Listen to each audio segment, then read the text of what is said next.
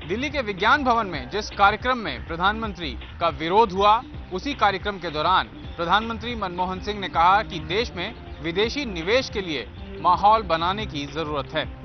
We must build a climate that attracts investment and encourages and rewards innovation and establish fair and effective regulatory institutions and also legal processes. Above all, we have the responsibility to ensure probity, transparency and accountability in processes of governance. प्रधानमंत्री के राष्ट्र के नाम दिए गए संदेश पर भी हो रही है राजनीति।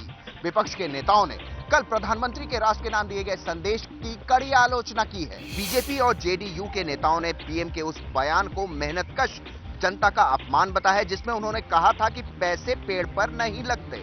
जमीन के अंदर पैसा है, हवा में पैसा है, स्पेक्ट्रम में, और इस पैसे को सरकार ने भ्रष्टाचार के जरिए कुछ लोगों को सौंप दिया।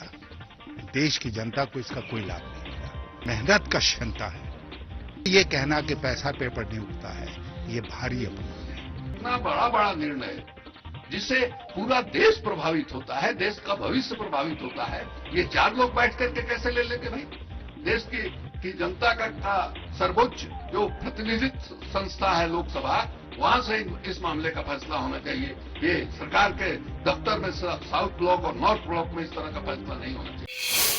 कोलगेट घोटाले मामले में सीबीआई ने आज 2 कंपनियों के खिलाफ 2 मुकदमे दर्ज कर 7 जगहों पर छापेमारी की। सीबीआई ने इन कंपनियों के खिलाफ आपराधिक षड्यंत्र, धोखाधड़ी और भ्रष्टाचार निरोधक अधिनियम की धाराओं के तहत मुकदमा दर्ज किया है। कोलगेट घोटाले मामले में सीबीआई ने आज विकास इंडस्ट्रीज और ग्रेस इंडस्ट्रीज के खिलाफ आपराधिक मामला दर्ज कर नागपुर, चंद्रपुर, आसनसोल, कोलकाता, पुरुलिया समेत 7 जगहों पर छापेमारी की।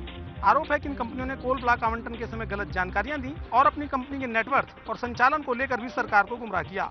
सीबीआई ने इन कंपनियों के निदेशकों के साथ ही अज्ञात नौकरशाहों को भी आरोपी बनाया है। कोलगेट घोटाले मामले में सीबीआई अभी कुछ और मुकदमे भी दर्ज कर सकती है। महेश भूपति और रोहन बोपन्ना को मिली है कर्नाटक हाईकोर्ट से बड़ी राहत। कर्नाटक हाईकोर्ट ने ऑल इंडिया टेनिस एसोसिएशन के उस आदेश पर रोक लगा दी है जिसमें भूपति और रोहन के खेलने पर पाबंदी लगाने का फैसला किया गया था।